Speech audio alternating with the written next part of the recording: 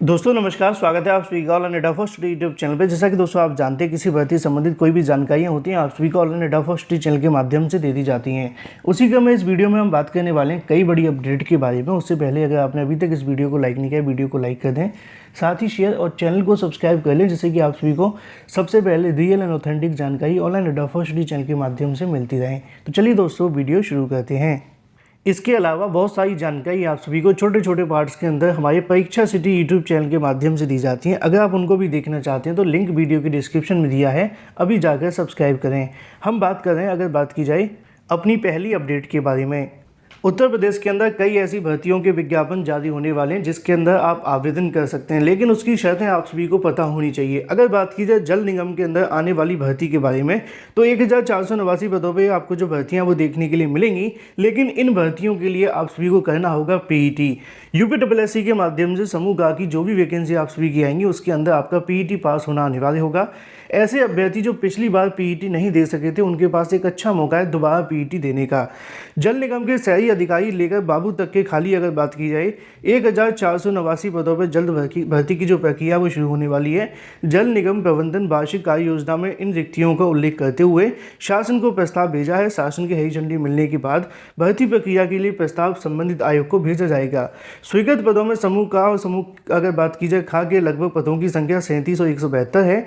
लेकिन जब बात आती समूह गा को लेकर, क्योंकि समूह गा जिसको ग्रुप सी कहा जाता है, उसी की वैकेंसी आपकी यूपीएससी के माध्यम से निकाली जाएंगी और उसी में आपका सिर्फ पीईटी लगेगा, जहां पे 1289 पदों के जो खाली पड़े हुए हैं। अगर बात की जाए तकनीकी सेवा के अंदर समूह गा के अंदर, तो 322 पद हैं। इन सभी पदों को मिला दिया जाए तो लगभग आप सभी के सामने पदों की संख्या बम्पर है। ऐसे में जल निगम के अंदर जल्द ये भर्ती आप सभी को देखने के लिए मिलने वाली है। इसके अलावा अगर बात की जाए पीईटी को लेकर, तो उसके भी यहाँ पे आप सभी के सामने जो आवेदन है वो शुरू हो चुके हैं। आवेदन करने के लिए आप सभी का सिर्फ हाई स्कूल पास होना अनिवार्य है। इसके अलावा आपने जो भी अपर में किया है वो सभी आप सभी के अलग बाद में काम आएगा। अधीन सेवा चयन आयोग की तरफ से अगर बात की जाए तो यहाँ से पीईटी 2022 का नोटिफिकेशन जारी करते हुए आवेदन शुरू कर दिए गए हैं। आवेदन की अगर बात की तो आप सभी के 18 से लेकर 40 वर्ष के अभ्यर्थी इसके लिए आवेदन करेंगे। अगर आप किसी आर्थिक श्रेणी से आते हैं तो आपको यहाँ पे छूट भी मिलेगी। 100 अंकों का आपका पेपर देखने के लिए मिलेगा, जहाँ पे आप सभी का पूरा सिलेबस डाउनलोड करने के लिए दे दिया गया है और मैंने भी कल इसको लेकर डिटेल वीडियो बना दिया था।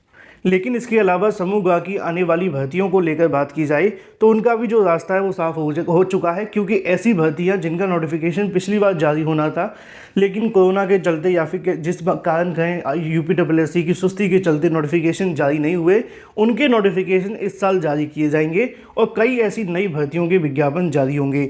तो ऐसे अभ्यर्थी जो इन भर्तियों में बैठना चाहते हैं उनको बार बार यहाँ से हिदायत दी जाती है कि आप इस बार पीईटी परीक्षा के अंदर आवेदन अवश्य करें, जिससे कि बाद में आपको नुकसान का सामना न करना पड़े, क्योंकि एक भर्ती के भरोसे कभी नहीं बैठना चाहिए। समूह गांव में अगर बात की जाए चयन के लिए तैयारी से जुटे युवाओं के लिए यहाँ से खबर देखने के लिए मिलती है कि यूपीएससी के माध्यम से पीईटी 2022 का नोटिफिकेशन जारी कर दिया गया है। मंगलवार से ऑनलाइन आवेदन शुरू हो गए हैं। इस बार अगर बात की जाए 2 तरह के अभ्यर्थी दावेदार होंगे। पहले वे जो पिछली बार परीक्षा दे चुके, लेकिन दूसरे वो जो पिछली बार चयनित नहीं हो पाए थे। पहले वाले अभ्यर्थी को बस इतना अनुभव होगा कि उनके पास में एक मौका होगा दोबारा से उस हिस्ट्री को यहाँ पे क्रिएट करने का, लेकिन ऐसे अभ्यर्थी जो पिछली बार कुछ नहीं कर सके थे उनके पास एक सफलता पाने का मौका होगा। तो इस बात को ध्यान में रखकर पीईटी 2022 के अंदर आवेदन करें। उम्मीद है कि इस बार आप सभी को सफलता मिलेगी। कोशिश करें कि ज़्यादा से ज़्यादा परसेंटाइल लाएं, क्योंकि इसी की आवश्यकता बाद में पड़ती है। लेकिन वही दूसरी तरफ बात की जाए अपनी अगली अपडेट के बारे में, जो कि संबंधित है प्राथमिक शिक्षक भर्ती के लिए, जो कि आप सभी को दिन भर मुद्दा ट्रेंडिंग में देखने के लिए मिला। बीएड अभ्यर्थियों के माध्यम से हैशटैग प्रयोग किया गया था क्वालिटी डे फॉर पीआरटी। इसके साथ दूसरा हैशटैग आपको देखने के लिए मिला, जहां पर देश भर के डीएलएड अभ्यर्थियों के माध्यम से बीएड को बाहर करने के लिए ब्लैक डे फॉर पीआरटी के नाम से हैशटैग चलाई गई। इन दोनों ही हैशटैग का प्रयोग करते हुए यहाँ से अभ्यर्थियों के माध्यम से अपनी अपनी जो मांगे वो रखी गई। आप जानते हैं कि बीटीसी वाले अभ्यर्थी चाहते हैं कि उनको बीएड को बाहर कर दिया जाए, और जो बीएड वाले अभ्यर्थी हैं वो चाहते हैं कि उनको बाहर न किया जाए। अब इस मामले को लेकर जो फैसला है वो तो सुप्रीम कोर्ट में होगा, लेकिन उसके चलते कल 28 जून 2022 को उस 4 साल पुराने अधिसूचना के खिलाफ यहाँ से कहने की छात्रों ने आंदोलन किया था, जो कि डिजिटल तौर पे था। लगातार इसको लेकर सोशल मीडिया पे बहुत सारा विरोध देखने के लिए मिला, लेकिन आप जानते हैं कि जब तक फैसला सुप्रीम कोर्ट नहीं कर देती उससे पहले कुछ भी नहीं होगा। फिलहाल ये बात हो जाती है प्राथमिक भर्ती के बारे में, जहाँ से बीएड को बाहर करने के लिए लगातार अभ्यर्थी, चाहे वो ट्विटर हो या फिर अगर बात की जाए कोर्ट तक, तमाम अलग अलग प्रकार के मामले देखने के लिए मिल रहे हैं। लेकिन वहीं दूसरी तरफ बात की जाए उत्तर प्रदेश के अंदर उच्च प्राथमिक विद्यालयों के अंदर सीधी शिक्षक भर्ती को लेकर, दोस्तों आप सभी ने ये तो देखा होगा कि प्राथमिक शिक्षक भर्ती का विज्ञापन 69,000 प्राथमिक शिक्षक भर्ती, 68,500 प्राथमिक, इसके अलावा 72,000 प्राथमिक और भी अलग अलग प्रकार की प्राथमिक शिक्षक भर्तियों के विज्ञापन आप सभी के सामने जारी हुए। लेकिन जब बात आती है उच्च प्राथमिक भर्ती को लेकर तो उसके नोटिफिकेशन बहुत कम जारी होते हैं। एडेड जूनियर शिक्षक भर्ती भी उच्च प्राथमिक की है, लेकिन वो अशासकीय मतलब एडेड विद्यालय हैं जो कि सरकार की तरफ से नहीं होते, मतलब पूरे तरीके से, जैसे कि बेसिक शिक्षा परिषद के माध्यम से पूरे तरीके से संचालित नहीं हो पाते हैं। और जो बेसिक शिक्षा माध्यम से मतलब बेसिक शिक्षा विभाग के माध्यम से संचालित होते हैं, जैसे कि प्राथमिक विद्यालय, उसी के अंदर एक उच्च प्राथमिक विद्यालय भी होते हैं, जहाँ पर नई शिक्षक भर्तियों के विज्ञापन की अगर बात की जाए तो बम्पर पदों पर यहाँ पे पद खाली पड़े हुए हैं, लेकिन सरकार इनको शिक्षक भर्ती के माध्यम से नहीं भरती है। उसी को लेकर आज के समाचार पत्रों में आपको जानकारी देखने के लिए मिलती है।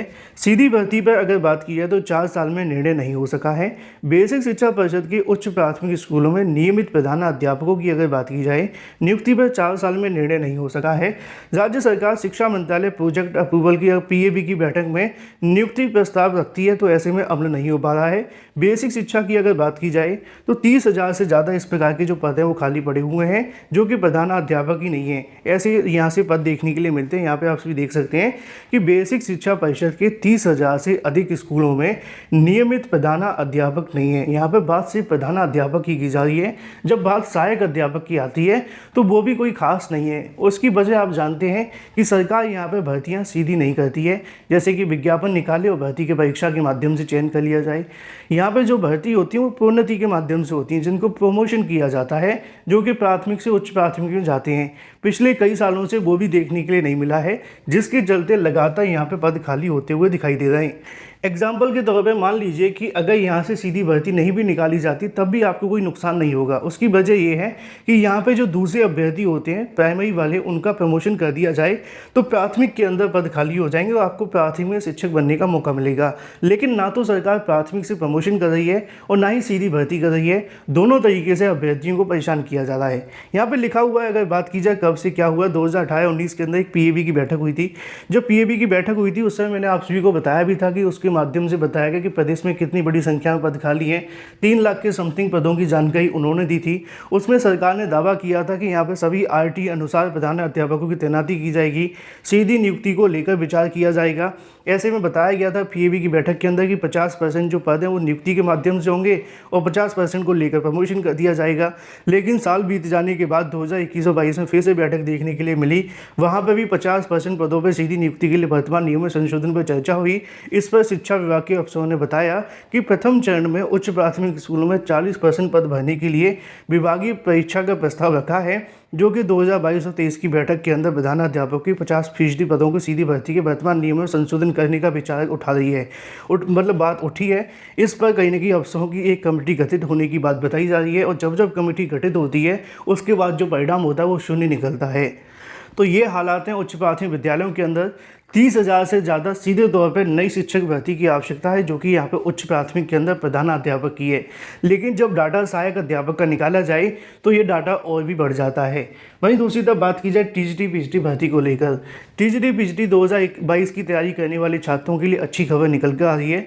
अच्छी खबर इसलिए कह सकते हैं क्योंकि यहाँ पर लगातार तदर्थ शिक्षकों के खिलाफ कार्रवाई की जा रही है, और अगर यहाँ पर शासन की तरफ से इस प्रकार की कार्रवाई चलती रही तो वो दिन दूर नहीं जब 22,000 पद भी BEd वाले अभ्यर्थियों के होंगे। यहाँ पे अगर बात की जाए तो लगातार तमाम आदेश जारी होते हुए दिखाई दे रहे हैं। अलग अलग आदेशों को अलग अलग प्रकार से यहाँ से डिफाइन किया जा रहा है और हर एक आदेश के अंदर सुप्रीम कोर्ट के उस आदेश का जिक्र किया जा रहा है।